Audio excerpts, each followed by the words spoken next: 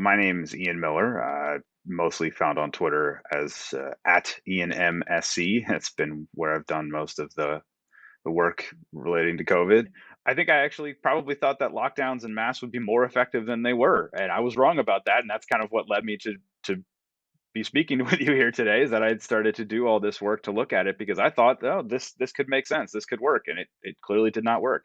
I would say that what got me started tracking the data was really just initially seeing the modeling information that was coming out that was publicly available, and and then being able to access the local data myself and look at it and try to compare what was going on, like what the modeling was saying should be happening versus what was actually happening, and also to compare across different locations and compare across different states and to say, well, wait, why is this only really affecting New York City and Massachusetts or Connecticut in a really significant way, but not California, not Arizona, even though California and Arizona had wildly different responses.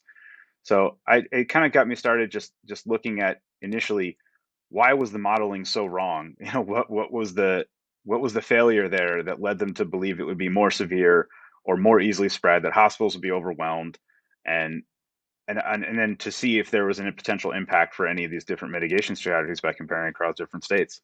I think there are a few good examples of lockdowns not really being very effective. Probably the best is California, and I say that because I'm the most familiar with it, and also because they've had probably maybe not the strictest response in the U.S., but among the strictest responses, and especially over the winter last year, they were one of the few states to basically issue another lockdown order. It wasn't a full statewide stay at home, but they it was like, there's 56 counties or something like that in the state of California, and like 53 of them were in a stay at home order. And you could not eat at a restaurant. You could not eat indoors or outdoors at a restaurant. Just could not eat when you had to do takeout only. Over December and into January, they had very strict capacity limits. You have to wear masks outside. Schools were closed. Theme parks shut down. I mean, no sporting events. They literally had to move the Rose Bowl, which is a historic California institution in Pasadena, and because they wouldn't allow friends and family members of teams to attend the games. Just literally a couple hundred people in a stadium that seats 90,000 wouldn't allow that. Now, these are some of the strictest measures anywhere in the United States, anywhere in any of these kind of open, Western democracies. And the numbers were terrible over the winter. LA had some of the worst, highest death rates, the worst, highest case rates of anywhere in the world, not just in the United States. San Francisco did fairly well, but most of the rest of the state just had terrible numbers over the winter, no better than any places that didn't do those lockdowns. And Florida at the time in the winter of last year had numbers that were much, much, much better than California by excess deaths, especially, which is not just COVID mortality, it's all mortality. And so people that were affected by lockdowns or closures, that those get counted in those numbers as well. And California did much worse than Florida over the winter with some of the harshest lockdowns. And you could say, well, California and Florida have significant differences, and obviously Florida's numbers have gone up later on. But if these lockdowns were the only key, if they were the most important factor in controlling COVID, it just wouldn't be possible to see these kinds of results.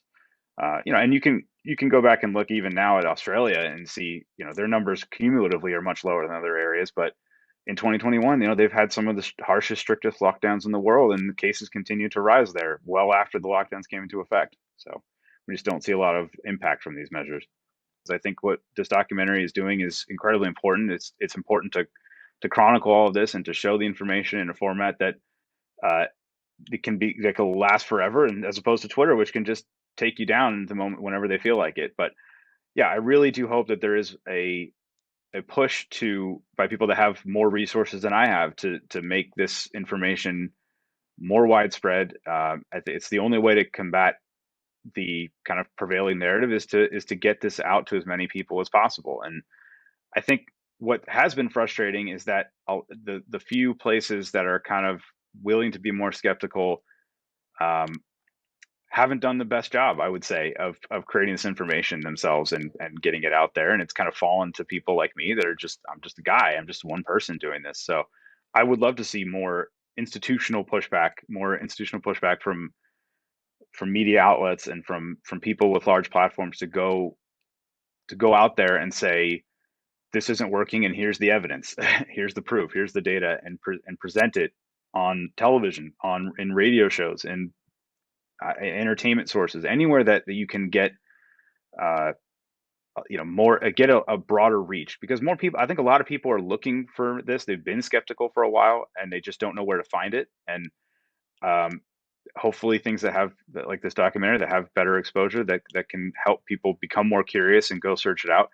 And hopefully there'll be more places that understand that there is that desire to see the information, and will do the work themselves, or will do a better job of pushing people that are doing the work.